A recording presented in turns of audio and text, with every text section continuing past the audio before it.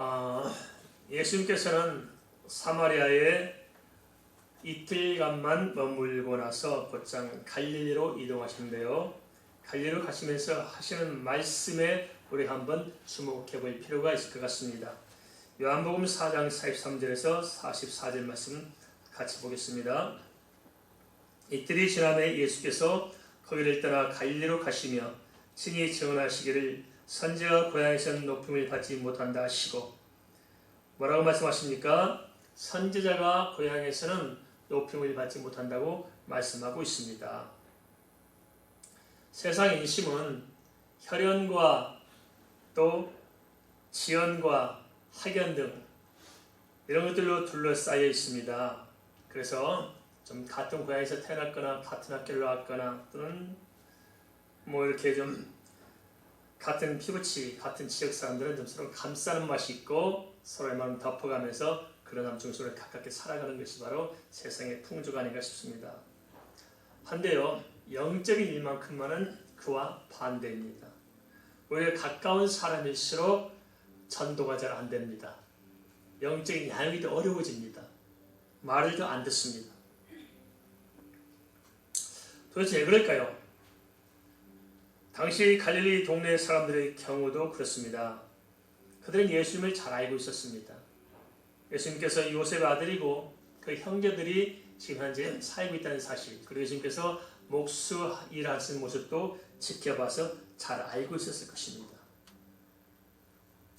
한데요, 이런 안다는, 육신적으로 아는 그러한 자기들의 어떤 생각으로 프레임을 딱 만들어서 그런 프레임 가지고 예수님을 접근하니까 오히려 예수님을 보지 못하고 자기의 생각에 갇히는 것을 이렇게 우리에게 보여주고 있습니다.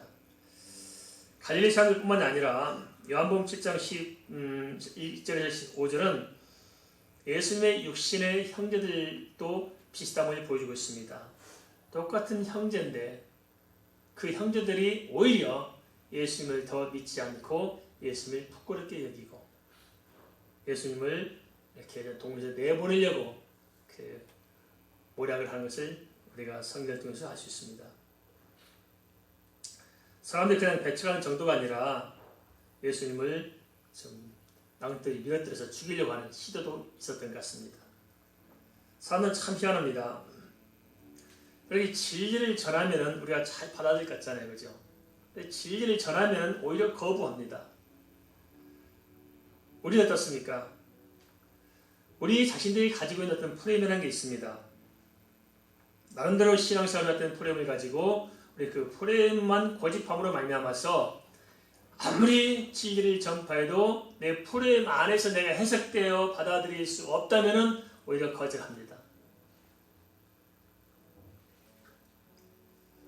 또 한편의 부류가 있었습니다. 예루살렘에서 예수님 하신 일을 목격한 사람들입니다. 그들은 주님께서 무엇을 행하셨는지 어떤 이적을 행하셨는지 잘 보았던 사람들인데 그럼에도 불구하고 그들조차도 예수 그리스도를 따뜻하게 영접하고 본질 영접하지 않았습니다. 형식적으로 영접하고 그런 것을 보고 예수님의 호신을 가지고 영접을 했는데 사실은 그들도 별 차이가 없었습니다. 요한복음 4장 45절 그것을 기록하고 있습니다. 한번 보겠습니다. 갈릴리에 이르심에 갈릴리인들이 그를 영접하니 이는 자기들도 명절에 갔다가 예수께서 명절 중 예루살렘에 사신 모든 일을 보았습니다. 이 사람들은 예루살렘에서 예수님께 사신 일을 직접 보고 들었던 사람들입니다. 성경에서는 모든 사건이 기록되지 않았습니다만은 본문을 통해서 보면은 예루살렘에서 예수님 행하신 일들이 여러 가지가 많았음을 묵시적으로 우리에게 암시해주고 있습니다. 그렇지만 그것을 지켜봤던 사람들조차도 잘 안다는 그것 때문에 오히려 자기들 생각에 갇혀서 예수님을 그리스도로 보지 못합니다. 육신적인 프레임에 갇혀 있는 것입니다. 그저 이적에 대한 호기심으로 예루살렘에 봤던 그 예수님이 갈릴리에서 재현해서 뭔가 좀 쇼킹한 것을 볼 수 있는 흥미거리로 여기실지도 모르겠습니다. 그런 목적으로 예수님을 영접했을 뿐이지 진짜 그리스도로 예수님을 받아들이지 못했습니다. 그들은 예루살렘에서 분명히 예수께서 행하신 일이 아무나 하신 일이 아니었고 이 때로서는 그리스도로서 메시아로서만 행할 수 있는 분명한 표적이었음을 분명히 보았을 것입니다. 한데도 소용이 없습니다. 그런 고정관념의 틀에 매여서 어떤 자기들의 고집으로 예수 그리스도를 바로 알지 못했습니다. 한데 이것이 비단 당시 갈릴리 사람들만의 문제가 아니고 이 시대를 사는 우리들도 비슷하지 않나 싶습니다. 우리도 이런 모순에 빠져있지 않을까요? 대부분 성경 시간에서 오래 하다 보면 교회도 잘 아는 것 같고 성경도 많이 공부한 것 같고 그렇습니다. 그래서 뭘 잘 안다고 생각을 해요, 본인들이. 근데 오히려 잘 안다는 것 때문에 착각과 교만에 많이 빠지는 것이 아닌가 싶습니다. 저는 개인적으로는 성경 속독에 대해서 굉장히 반대하는 입장입니다. 어떤 사람들 그렇게 말하죠. 성경 몇 번 읽었으면 자기 500번 읽었대요. 어떻게 500번 읽을 수 있어요? 그래서 성경 속독을 배웠다는 거예요. 성경 속독을. 그래서 성경 속독에서 빠르면 한낮은 다 읽는다는 거예요. 어떤 사람은 2시간 성경 한번 읽는다는 거예요. 그래서 성경 읽는 건 별일도 아니에요. 2시간 쭉 다 읽는다는 거예요. 그래서 그럼 100번 읽었다, 200번 읽었다, 500번 읽었다 이렇게 하시거든요. 그래서 그냥 굉장한 것을 이렇게 어떤 훈장처럼 달고 사는 사람들 계십니다. 과연 그게 성경 읽은 것일까요? 정말 우리가 성경 한 구절 가지고 일주일에 보낼 수 있지 않습니까? 그렇죠? 말씀 앞에 부딪히면 그 말씀 때문에 참 괴로워하고 아파하고 하면서 그 말씀 붙잡고 일주일도 보내고 한 달도 보낼 수 있는 것. 그게 성경 읽는 것이지. 그렇게 성경을 속독을 해서 해치우는 그것이 과연 바람직한 것일까? 자꾸 우리는 그런 식으로 어떤 자기의 공로주의, 어떤 보여주기식, 자기의 만족하는 것들, 자기가 그 아는 것 같은 생각들, 많은 경험했다, 들었다, 보았다, 이런 것들로 푸름을 짜놓고 그걸 가지고 내 신앙을 고집하고 있는 것들. 그래서 정작으로 예수 그리스도께서 말씀하신 그 본질과는 만나지 못한 것들이 얼마나 많이 있습니까? 그런 것 때문에 교회가 혼란스럽고 교회가 욕먹는 거 아니겠습니까? 이러한 배경에서 본문은 갈릴리에서 두 번째 기적을 소개합니다. 요한복음 4장 46절에서 47절입니다. 예수가 다시 갈릴리 가나에 이르시니 전에 물로 포도주를 만드신 곳이라.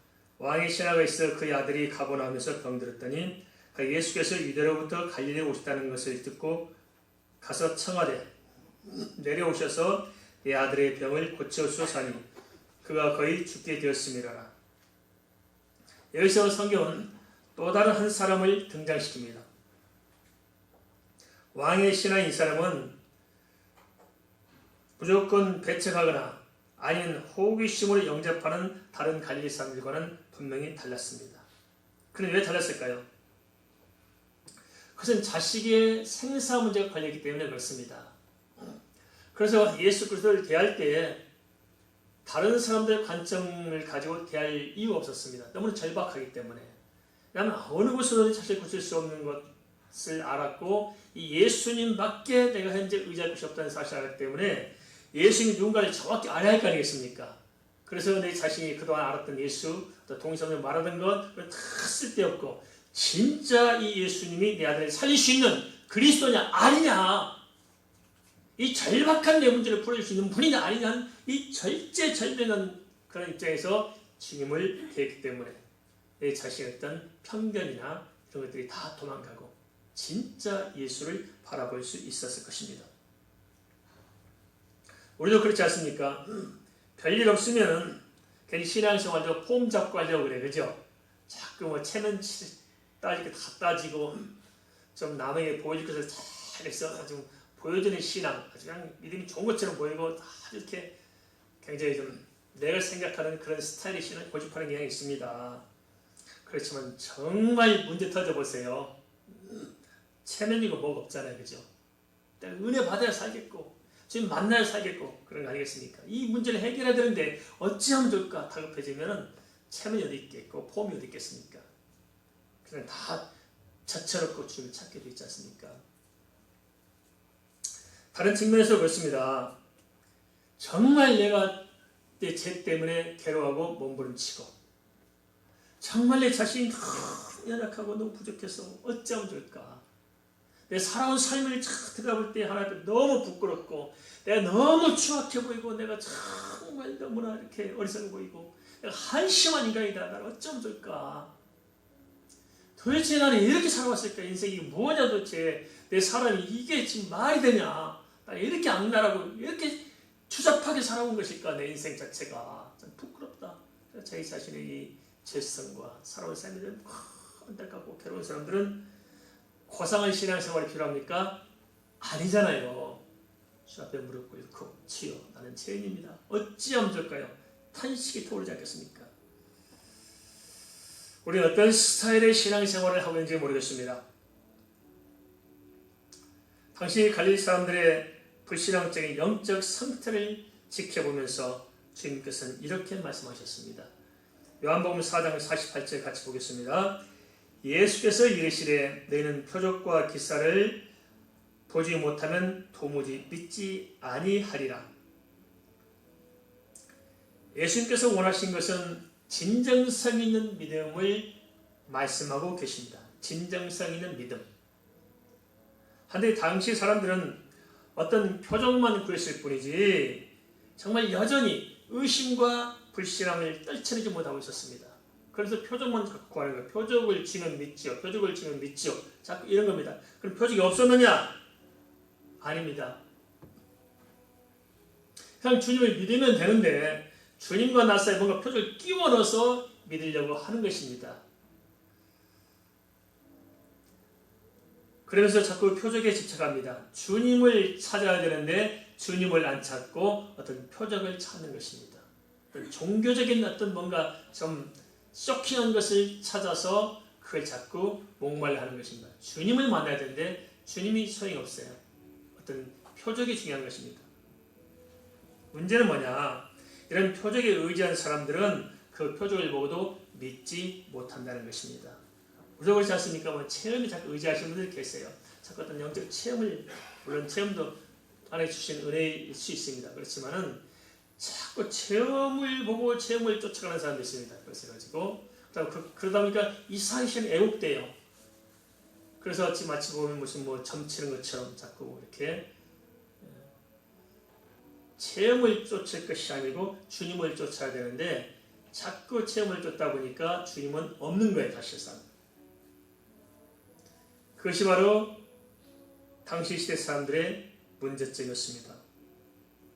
예수님께서는 그동안도 많은 표적을 보여주셨고 또 갈릴리 사람들도 그 많은 표적들을 보았습니다. 그럼에도 믿도록 표적만 달라고 애들처럼 땡깡만 부리고 있는 것입니다. 누가복음 16장 31절에는 주님께서 그러한 문제들 아주 정확하게 말씀해 주고 계십니다. 우리 잘 아는 부자와 거지 나사로 있지 않습니까? 근데 부자는 죽어서 음부에 갔고 나사로는 이렇게 낙원에 가 있습니다. 그래 그곳에서 이 부자가 얼마나 고통스러운지 그냥 목이 말라서 나사로한테 시켜서 물 한 방울만 갖다 내게 찍어서 날 해를 좀 선하게 해주시옵소서. 안 달라져. 그러다 그것도 안 되는 줄 아니까 마지막 이제 구하는 게 뭐냐면 그러면 나사로를 자기 아버지 집으로 보내서 자기 집안 식구들한테 보내서 이 음부가 이렇게 고통스러운 것이구나 하는 사실을 좀 제발 알게 해서 우리 식구들만큼만은 이곳에 오지 않게 해주시옵소서 하고 간청합니다.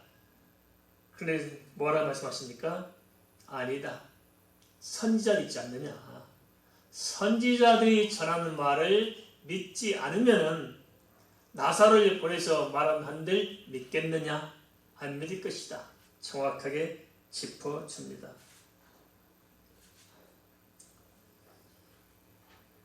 무엇이 문제입니까? 사실상 문제는 믿음의 문제였습니다. 그런데 사람들은 내 자신이 믿지 않는 불신의 문제인 것을 모르고 이 문제를 해결하려고 하지 않고 엉뚱하게 다른 데서 답을 찾는 것입니다. 표적을 많이 보지 못해서 어떤 뭐 체험이 없어서 아닙니다. 아무리 체험이 많고 표적이 많아도 마음이 닫혀서 보지 못하면 그게 아무 의미가 없을 것입니다. 주님께서는 이걸 보게 합니다. 내 마음의 깊은 곳에 믿음이 있느냐 없느냐에 주목하고 계시는데 사람들은 그 본질을 보지 못하고 자꾸 외부에서 어떤 문제를 찾고 답을 찾으려고 한다는 것입니다. 한데 왕의 신앙은 달랐습니다.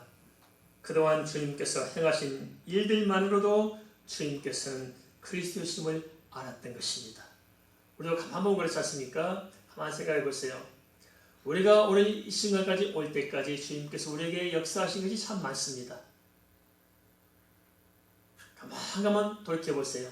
이 모양 저 모양으로 수많은 은혜 가운데 우리를 이곳까지 인도하셨을 것입니다.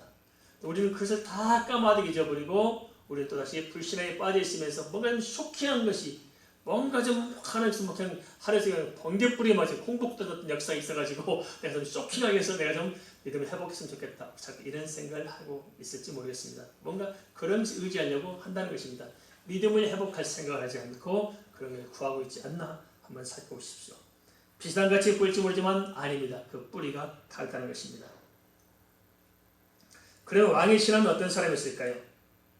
그는 다시 이렇게 간청합니다. 요한복음 4장 49절입니다.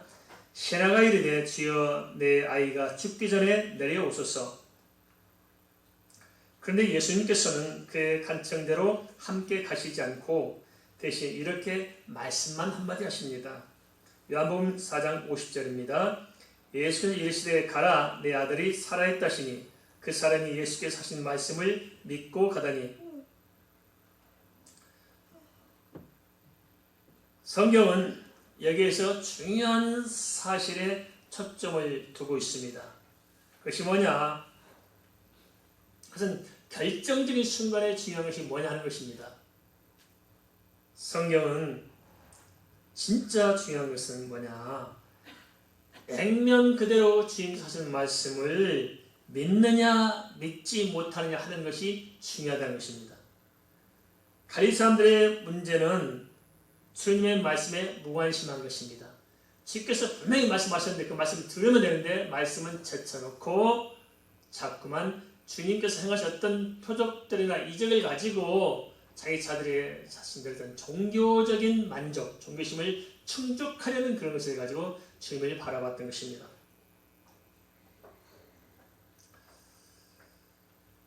그러기에 그들은 예루살렘에서 주님 사신 일을 보고도 주님과는 상관이 없었습니다. 중요한 것은 믿는 것입니다. 제대로 믿어야 됩니다. 예수 제대로 믿으면은 예수의 생명이 우리에게 잉태하게 되어 있습니다. 예수 만나면은 흑암이 물러가게 되어 있습니다. 예수 만나면은 내가 알지 못한 세계가 펼쳐지게 되어 있고, 예수 만나면은 새로운 감동이 있게 되어 있고, 예수 만나면 정말 나에게 알지 못한 이전에 경험해보지 못했던 참된 기쁨과 평안함이 있는 것입니다. 그런데 예수를 만나려고 생각은 하지 않으면서도 자꾸만 종교적인 어떤 만족, 어떤 푸닥거리를 자꾸 이렇게 집착하는 것들. 그래서 결국은 그들이 주님과 상관없는 모습들, 이것을 성경 우리에게 면밀하게 보여주고 있습니다. 한데 왕의 신하가 남달던 적이 있었습니다. 그 뭐냐? 그는 어떠한 상황이 있을지라도 자기 프레임 가지고 자기 생각 가지고 예수를 재단하지 않고 예수님께서 하신 말씀을 그대로 믿었다는 데 있습니다.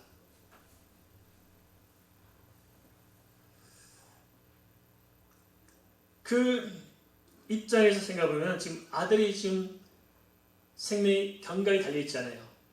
그런 상황에서까지도 다른 것이 아니고 내 생각이 아니고 내 생각은 예수님을 여튼 끌고 가려고 하는데 그러지 않고 주님의 말씀, 내 아들이 살았다, 가라 하는 말씀을 액면 그대로 받아들이고 그 말씀을 가슴에 품고 주의 뜻을 따랐던 것입니다. 이게 바로 믿음입니다. 우리도 자꾸만 내 프레임을 고집할 때가 있습니다. 자꾸 내 생각대로 내가 정해놓고 예수님께서 그 안에 돌아가면 된다고 생각하고 그렇게 믿지 않습니까? 이게 얼마나 불신앙적인 태도인지 우리가 좀 정확히 좀 알았으면 좋겠습니다.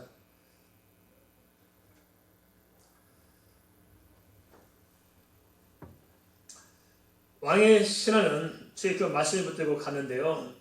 성경에 가든이란 그 단어를 어떻게 쓰냐면 헬라 원어에서는 포리오마이라는 단어를 씁니다. 포리오마이.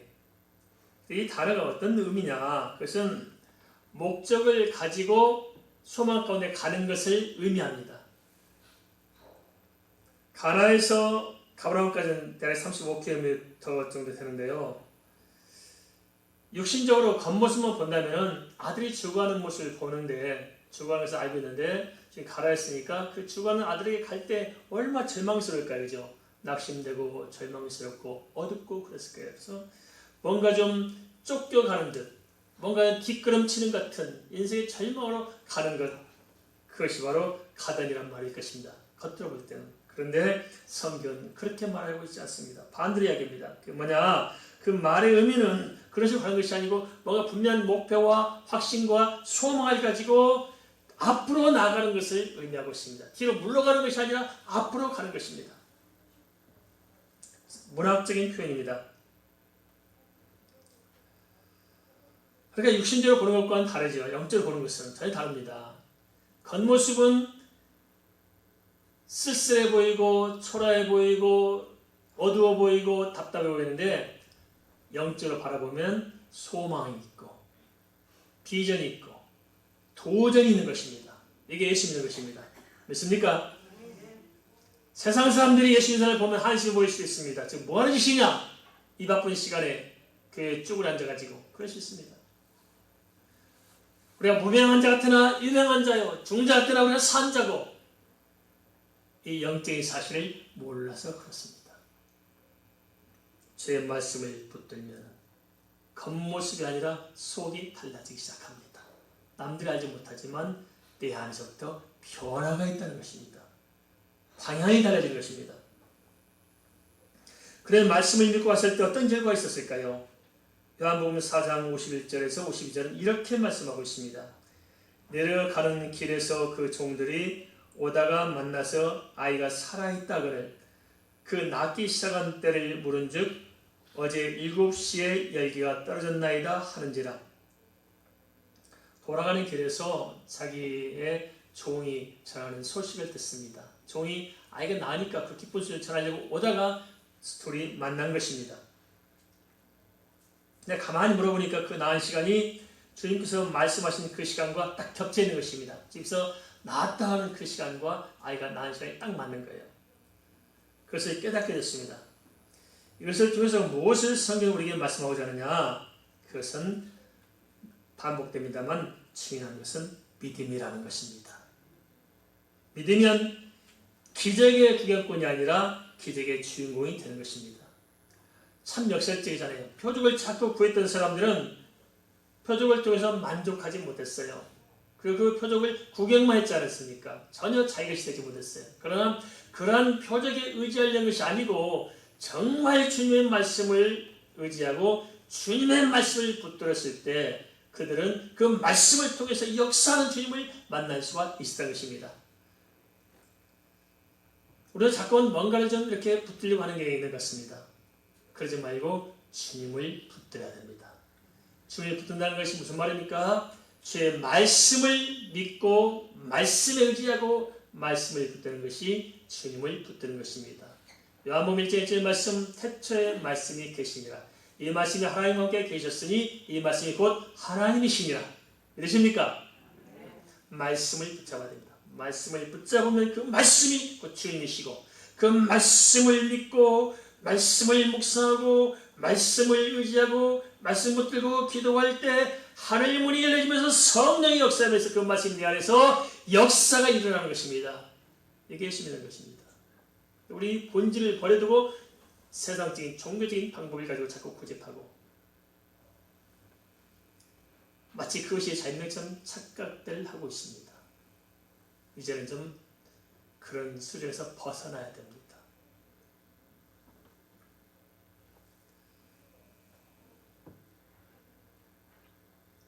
문제는 주님의 말씀 그대로 의심 없이 붙들고 제대로 믿으려 하지 않고 이유와 변명과 구실을 앞세운 데 있습니다. 사람은 자꾸 이유를 대잖아요. 그렇죠?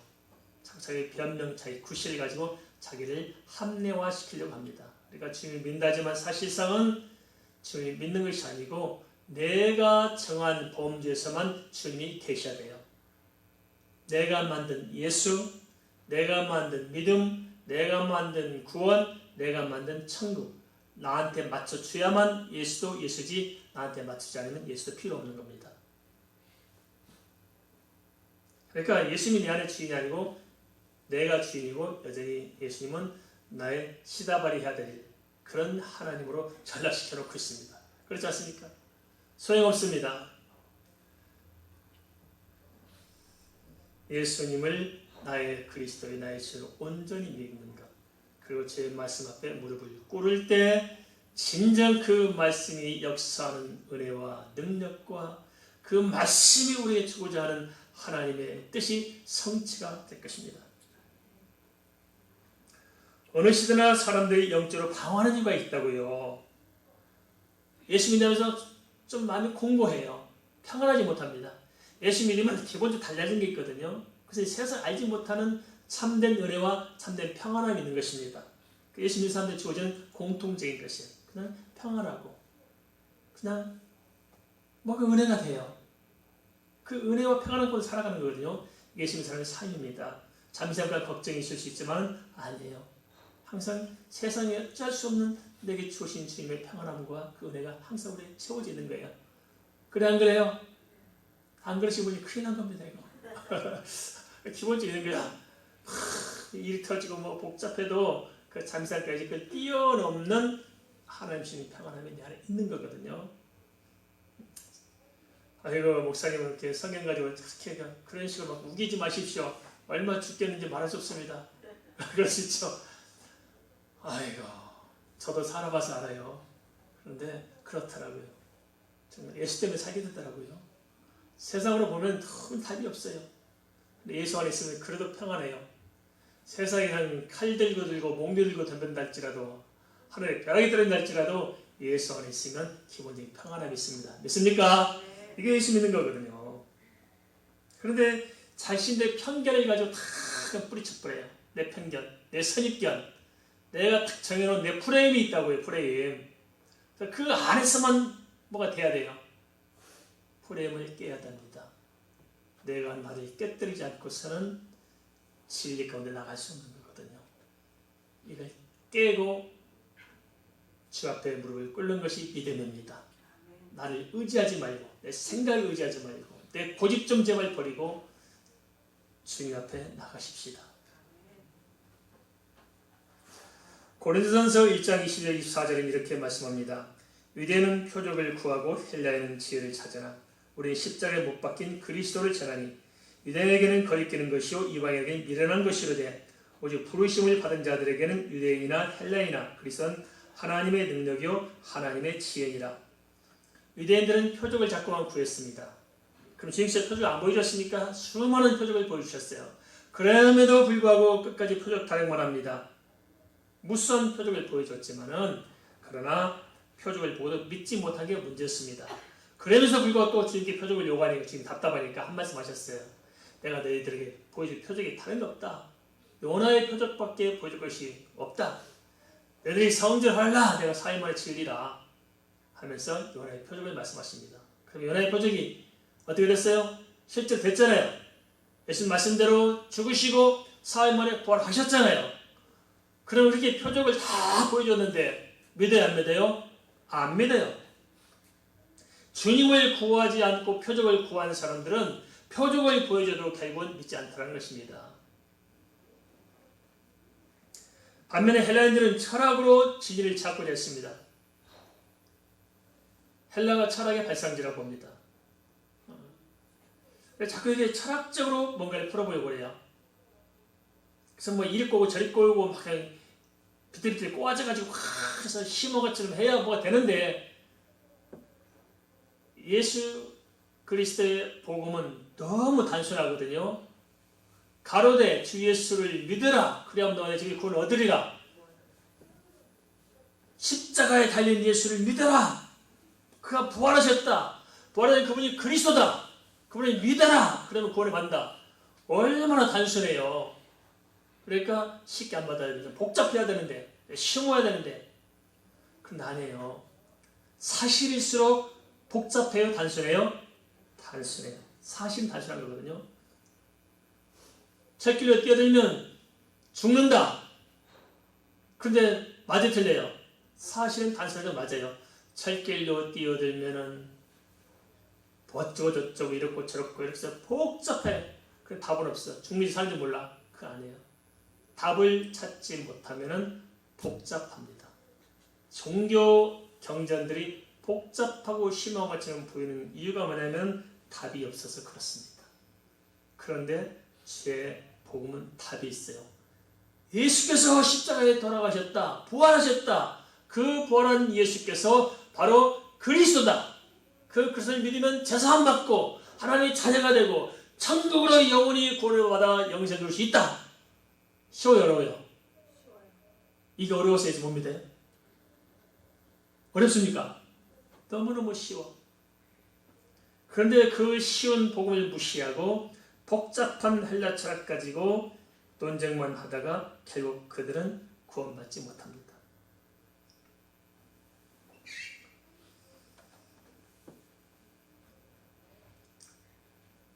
결국 그러한 유대인이나 그러한 헬라인들의 연장선상에 있었던 사람들이 진리의 구주이신 예수 그리스도를 십자가에 못 박아 죽입니다.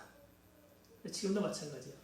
자꾸 그런 식으로 신앙을 접근하려는 경향이 있습니다.